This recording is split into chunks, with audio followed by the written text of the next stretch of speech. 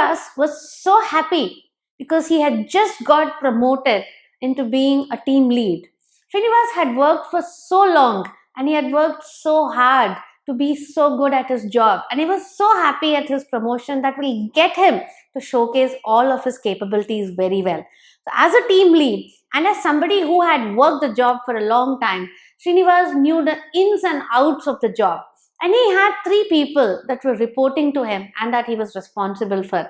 He walked up, pumped up, and really motivated the entire team as to how they would take things forward positively. And Srinivas made sure that he was there on every task and every meeting with every customer and every discussion to ensure that his technical insights were there and that he was able to get the same level of quality from the team that he always did.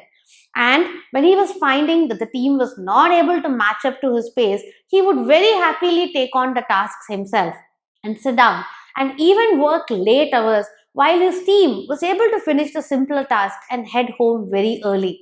But he knew that being promoted and being a manager and a leader meant taking on more responsibilities. And so he kept working hard and he was prepared to walk into his first appraisal with a lot of data showing how he did everything that he needed to do. And Srinivas was shocked when his manager, his boss, told him that his team was unhappy with him, that he was never able to give them good, meaningful tasks, and that their time was not really utilized properly. On the other hand, Murthy had also just got a promotion, and Murthy was gung-ho as a project manager. He was looking forward to be able to leverage his team of 8 people and to be able to get the best possible results. Being in the production department, it was extremely essential for him to motivate people to be self-aware and to be constantly vigilant. So Murthy called the team together and he understood the competency and the capability that each one had. And knowing that his team would handle it, he pepped them up and motivated them to tell them. And he said, I always have your back and I'm here to support you. And he said, I do not believe in micromanaging. I will let you do your task. Any clarifications, any doubts, come to me. And he happily let his team continue his work forward. Now, slowly, over time, Murthy was just able to check once or twice what was happening, and when his team members ever came to him for any clarifications, he helped them out. But slowly, he realized that they came less and less, and he felt good that they did not need him to constantly be there. Suddenly, one day, the quality department came back that there was a huge mistake in one of the batches, and this went completely overlooked, and it ended making the entire production of that batch into a big problem and cost the company a lot of money. So Murthy sat down, not sure what he did wrong. Both Srinivas and Murthy did not know how to effectively delegate to their team. While Srinivas was on this extreme extent of not wanting to delegate, many people who watch Telugu movies will understand a meaning from Bommarillu, where Prakash Raj keeps doing the same task that he just tells Siddharth to do. And Siddharth tells him at the end, you tell me to do something, but then you go ahead and do it yourself. Then why at all tell me? So Srinivas has this thought of where he needs to put himself in every situation and is not able to let go of that habit that he got used to when he was on hands-on implementation, and he was not able to delegate, coach and leverage his team.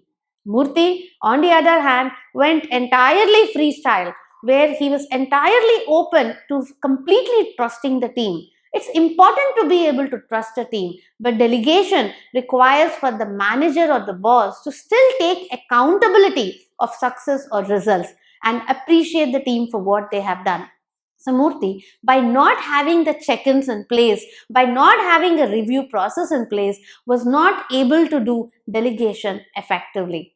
Realizing this, the organization decided it was good to be able to send them to a training or a coaching program so they understand how to delegate.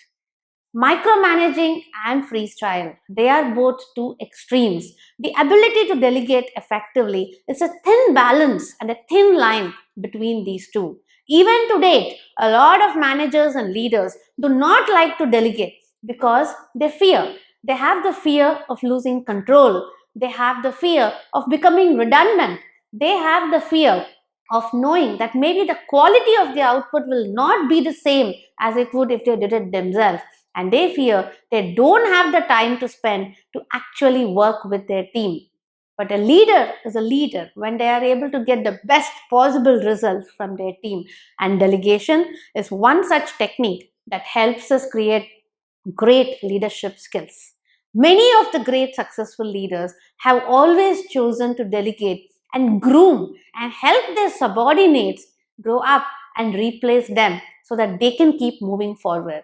Because as Steve Jobs, Bill Gates, and Narayana Murthy and every successful leader realized, if you are not replaceable, then you are not promotable. Delegation is an important skill for the team member, for the leader, and for the organization for success and growth.